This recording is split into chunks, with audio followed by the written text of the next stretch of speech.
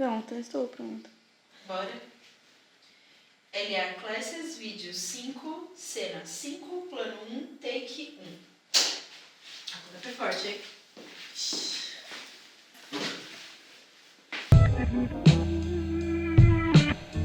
E aí, gente, tudo bem? Vocês estão tranquilos? Estão de boa? Então tá bom.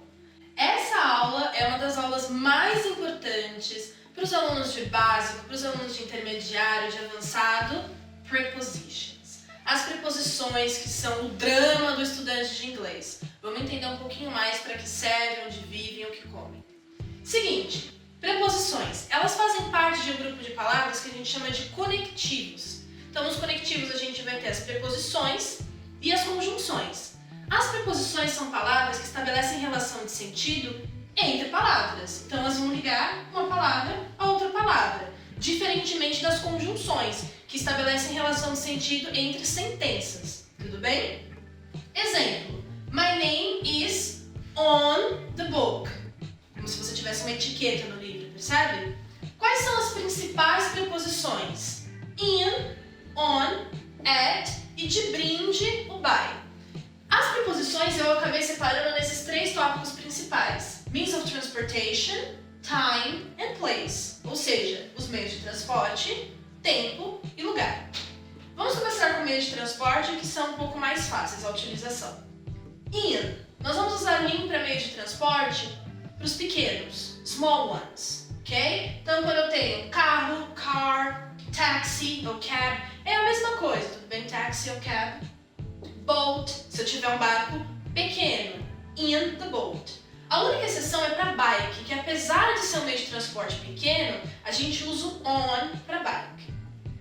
Em contrapartida, o on a gente usa para os meios de transporte que são grandes. Sempre pensa no on enquanto superfície. Pensa no ônibus, a gente tem toda aquela superfície. Quando você tem um airplane, você tem toda aquela superfície. Então a gente usa para esses. Airplane, train, subway, bus, ok? A gente só pode dizer I am in the plane se você é Beyoncé e você tem o seu próprio plane. Aí você pode dizer in the plane. Tudo bem? At, a gente não usa at para means of transportation. By, a gente vai usar para means of transportation se eu estiver descrevendo como eu cheguei a algum lugar. How?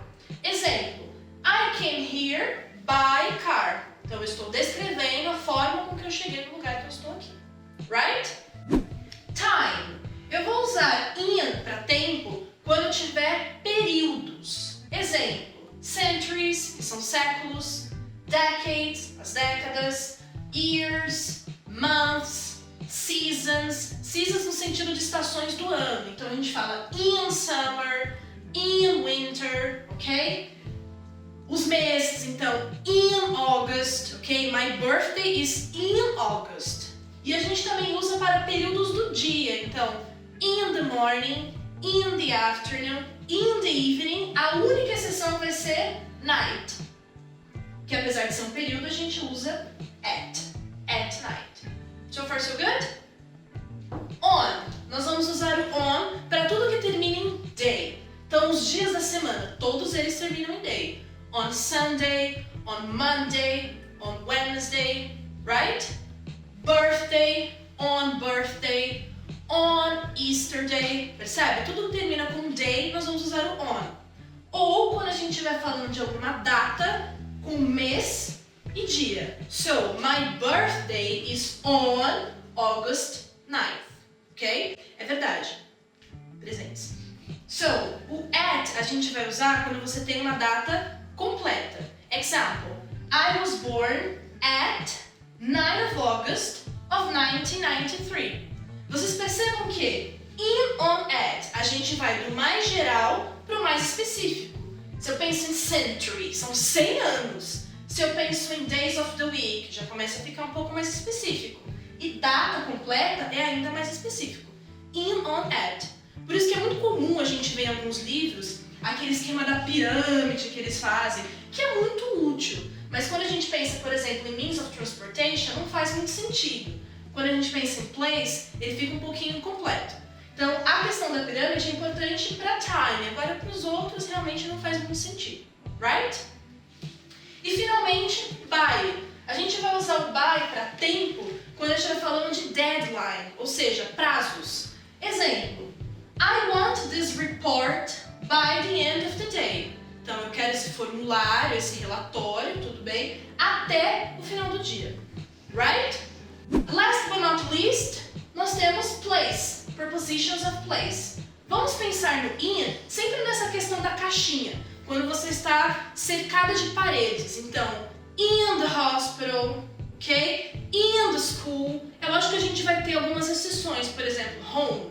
A gente acaba usando at home. Aqui eu sugiro vocês que vocês pesquisem sobre as exceções que tem para o in, porque existem várias expressões que a gente acaba usando at ao invés do in, então vale a pena vocês olharem as exceções que são numerosas. On. Nós vamos usar o on para lugar sempre que eu tiver essa ideia de superfície. Então, se eu tenho, por exemplo, streets or avenues, ruas e avenidas, mas eu estiver falando apenas da rua, eu uso on. Exemplo, I live on Paulista Avenue, right? Agora a gente vai usar o at para lugares se eu estou falando de endereço completo. Exemplo, I live at 25 Paulista Avenue. Se você tem um endereço completo, ele é mais específico do que só a rua. Então a gente passa a usar o at, ok? Por último, nós temos o by para falar sobre lugares. A gente vai usar o by para lugares quando eu quiser falar ao lado. Então é a mesma coisa que next to ou beside. Exemplo, se eu estivesse do lado da porta. I am by the door, ok? As preposições, gente, elas realmente, assim, são um pouquinho complicadas, a gente acaba confundindo o significado, porque, diferentemente do português, ela não é tão carregada de significado. Então a gente acaba confundindo um pouco. Então a minha sugestão é que vocês, sempre que puderem, revisem preposições. Faz tipo vermífugo, assim, sabe? A cada 6 meses, mais ou menos, é sempre bom para vocês refrescarem isso na memória de vocês. Tudo bem? Não se esqueçam dos exercícios aqui no Google Drive, tem uma lista bonitinha, dividido por níveis de preposição. Vai ter preposição de lugar, preposição de tempo e com gabarito.